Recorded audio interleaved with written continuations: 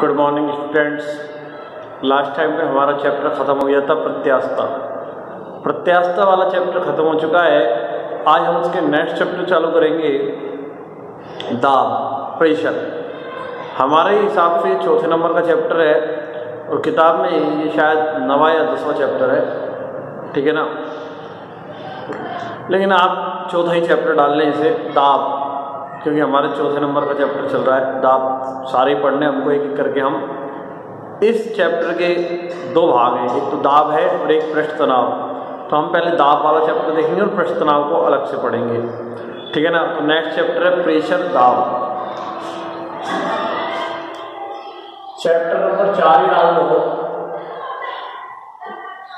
दाब।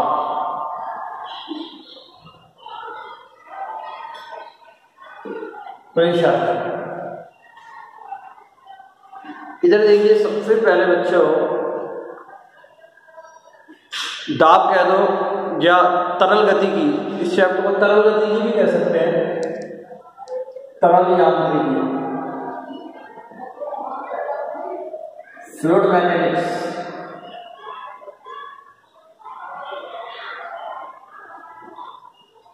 इसको तरल यांत्रिकी भी कहा जा सकता है, फ्लूइड मैकेनिक्स भी कहा जा सकता है, ठीक है ना।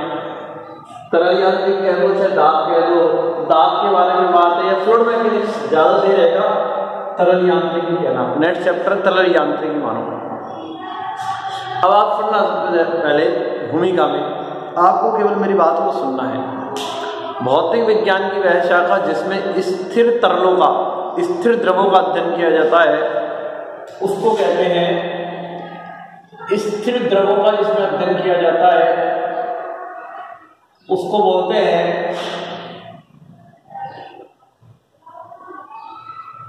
द्रव स्थितिकी। क्या बोलते हैं? द्रव स्थितिकी। भौतिक विज्ञान की वह शाखा जिसमें स्थिर द्रवों का अध्ययन किया जाता है उसको बोलते हैं द्रव स्थितिकी, हाइड्रो स्टैटिक्स।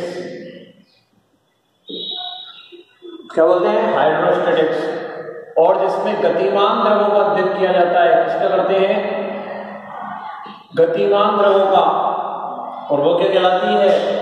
द्रव गतिकी, हाइड्रोडायनामिक्स।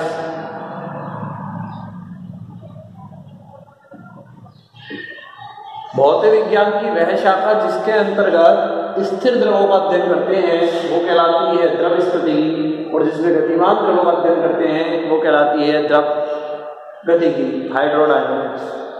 कोई दिक्कत वाली बात ही नहीं है इसमें। अब आप सुनिए, सबसे पहला टॉपिक आता है इसमें घनत्व। घनत्व आपको केवल सुनना है, पीडीएफ में मिल जाएगा आपको। घनत्व D बराबर होता है m/v। घनत्व होता है D बराबर m/v, ठीक है ना।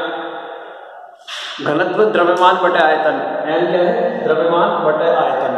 तो परिभाषा क्या होगी? मैंने आपको पहले ही बताया था, फिजिक्स में कोई भी परिभाषा देने के लिए नीचे वाली चीज को क्या कर देते हैं? एक। तो एकांक आयतन के लिए, इसको एकांक आयतन में उपस्थित द्रव्यमान को ही क्या बोलते हैं? घनत्व। इसको एक कर देते हैं आयतन को, ये द्रव्यमान है और ये क्या है? आयतन है। तो हम किसको एक कर देते हैं? इसको। एकांक आयतन में उपस्थित द्रव्यमान को ही क्या कहा जाता है? घनत्व कहा जाता है। इसका मात्रक क्या हो जाएगा? द्रव्यमान किलोग्राम में, आयतन मीटर क्यूब में होता है, तो किलोग्राम बटे मीटर क्यूब हो जाएगा। और विमीय सूत्र क्या हो जाएगा? किलोग्राम के लिए m1, मीटर के लिए L-3 ऊपर जाएगा ना, और T 0। तो ये इसका विमीय सूत्र हो जाएगा, ठीक है ना। एकांक आयतन में उपस्थित द्रव्यमान को ही घनत्व कहा जाता है। अब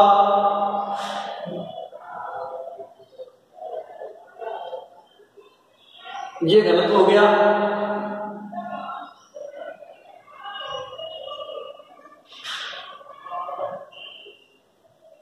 ठीक है, एक सेकेंड। अब बच्चों बात करेंगे हम आपेक्षिक घनत्व। आपेक्षिक घनत्व की बात करेंगे तो आपेक्षिक घनत्व होता है किसी पदार्थ का घनत्व, आपेक्षिक घनत्व होता है पदार्थ का घनत्व बटे 4 डिग्री सेल्सियस पर पानी का घनत्व। तुलना किससे की जाती है? पानी से। आपेक्षिक घनत्व निकालना है तो पदार्थ का घनत्व बटे 4 डिग्री सेल्सियस पर पानी का घनत्व, ठीक है ना, उससे आप आपेक्षिक घनत्व निकाल सकते हैं। और ये भी घनत्व है, ये भी घनत्व है, तो आपेक्षिक घनत्व मात्रकहीन होगा क्योंकि ऊपर भी घनत्व है और नीचे भी घनत्व है।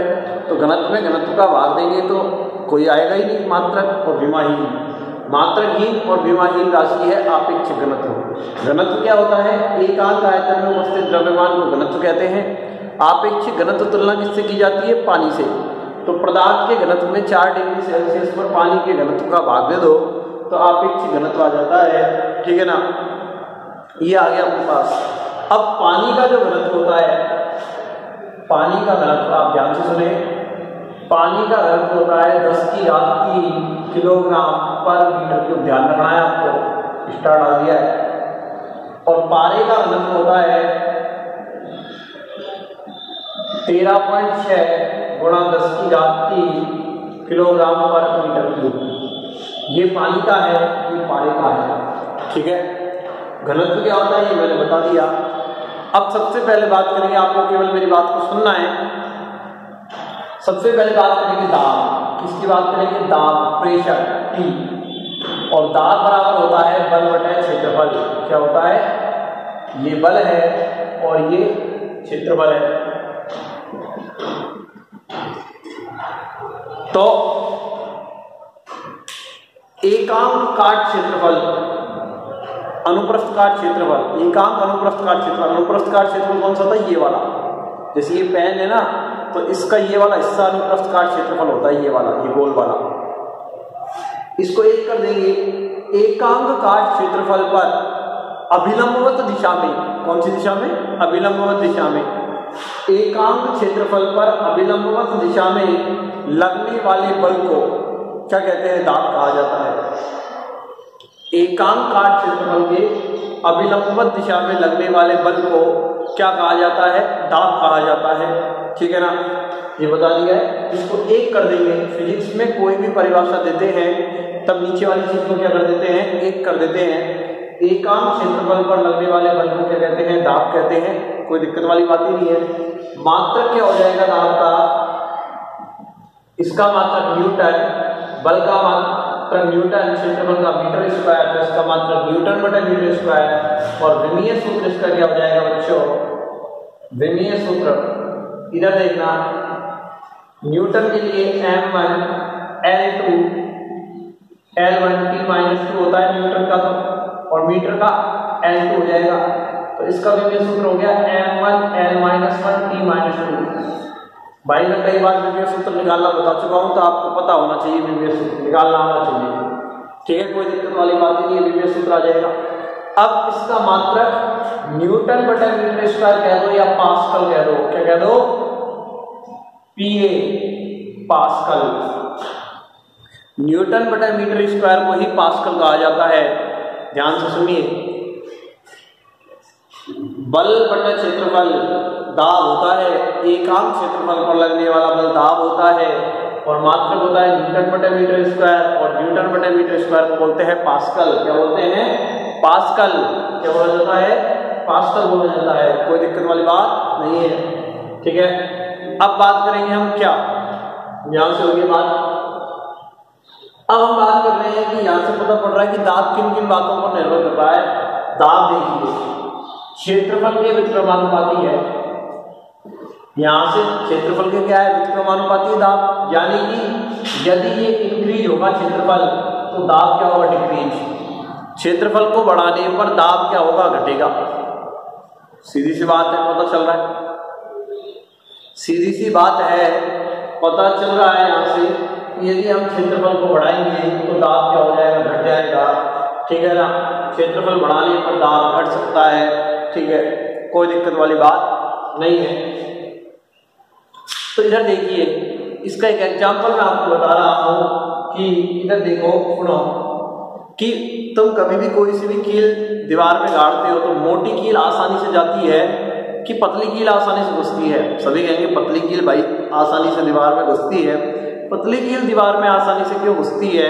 इधर सुनना, पतली कील दीवार में आसानी से इसलिए घुस जाती है क्योंकि जब पतली कील है, पतली कील का क्षेत्रफल क्या है? कम है।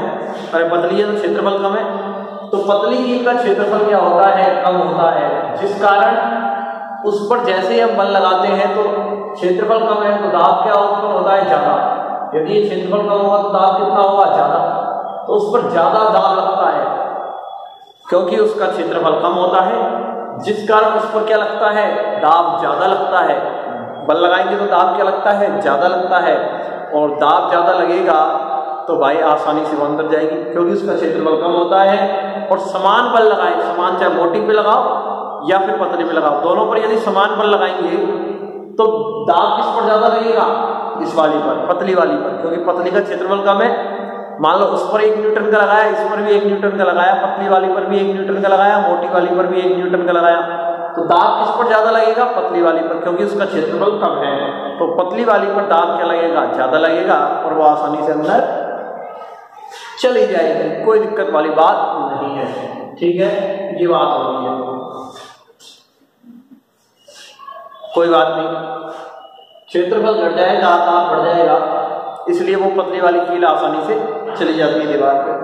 अब हम बात करेंगे वायुमंडलीय दाब। इसकी बात करेंगे वायुमंडलीय दाब। इधर सुनना, वायुमंडल में बहुत सारी परतें हैं। वायुमंडल की परतों द्वारा पृथ्वी की सतह पर लगाया गया दाब वायुमंडलीय दाब कहलाता है। वायुमंडल की परतों द्वारा पृथ्वी की सतह पर जो दाब, ये पृथ्वी है और ये वायुमंडल की परतें हैं, इन परतों द्वारा पृथ्वी की सतह पर जो दाब लगाया जाएगा वो कौन सा दाब कहलाएगा? वायुमंडलीय दाब कहलाएगा। क्या कहलाएगा? वायुमंडलीय दाब कहलाएगा। पृथ्वी की सतह पर वायुमंडल की विभिन्न परतों द्वारा लगाया गया दाब वायुमंडलीय दाब कहलाता है। हमने देख लिया, कोई दिक्कत वाली बात ही नहीं। ठीक है, अब सुनिए, वायुमंडलीय दाब का मात्रक होता है, वायुमंडलीय दाब क्या होता है? एक वायुमंडलीय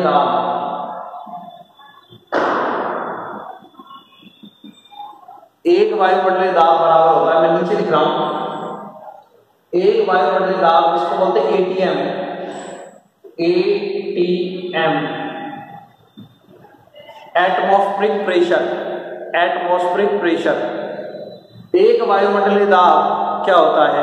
एक वायुमंडलीय दाब होता है 1.013 गुणा 10⁵ पास्कल। एक वायुमंडलीय दाब में इतने पास्कल होते हैं, और पास्कल क्या होता है? दाब का मात्रक होता है। एक वायुमंडलीय दाब बराबर इतने पास्कल होता है। और इधर देखिए आप, एक वायुमंडलीय दाब मैंने बताया आपको कि कितना होता है?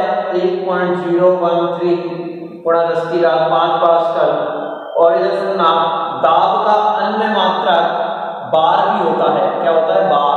और एक बार बराबर होता है 10⁵ पास्कल। ये दाब का अन्य मात्रक है। दाब का अन्य मात्रक बार भी होता है, और एक बार बराबर 10⁵ पास्कल होता है।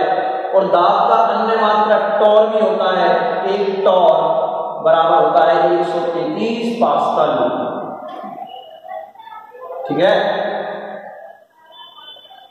मैंने क्या कहा है आपसे कि वायुमंडलीय दाब पृथ्वी की सतह पर वायुमंडल की परतों द्वारा जो दाब लगाया जाता है वो वायुमंडलीय दाब होता है, वो इतना होता है। और दाब का अन्य मात्रक बार भी होता है, और एक बार में कितने पास्कल होते हैं? इतने। और दाब का अन्य मात्रक टॉर भी होता है, और एक टॉर बराबर होता है 133 पास्कल होता है। तो आज जो हमने केवल दाब के बारे में देखा, घनत्व के बारे में देखा, वायुमंडलीय दाब के बारे में देखा, उनके मात्रकों के बारे में हमने पढ़ा। ठीक है ना, कल हम आगे इसको लेके जाएंगे, तरल स्तंभ में दाब आधिक्य देखेंगे, पास्कल का नियम देखेंगे, गेज दाब देखेंगे, बहुत ही मजेदार ये चैप्टर है। आप मेरे साथ पढ़ते जाइए, नोट्स बनाते जाइए। आज शायद इसकी पीडीएफ नहीं आए, लेकिन कल आपको इसकी पीडीएफ मिल जाएगी, ठीक है ना। आज ये वीडियो डलेगी, शायद आज नहीं आए पीडीएफ, कल 2 लेक्चरों की एक साथ ही पीडीएफ डाल देंगे, ठीक है ना। लेकिन आप मेरे साथ पढ़ते जाइए, सुनिए, ध्यान समझिए, नोट्स बनाइए, पिछले चैप्टर को पढ़िए। मात्रक विमाएं, भौतिक जगत, प्रत्यास्थता, और ये चल रहा है और ये अनवरत चलता रहेगा लगातार। हमारा कोर्स बढ़ता जा रहा है, ठीक है ना। और आप पढ़ते जाइए, मजेदार ढंग से पढ़ते जाइए। धन्यवाद।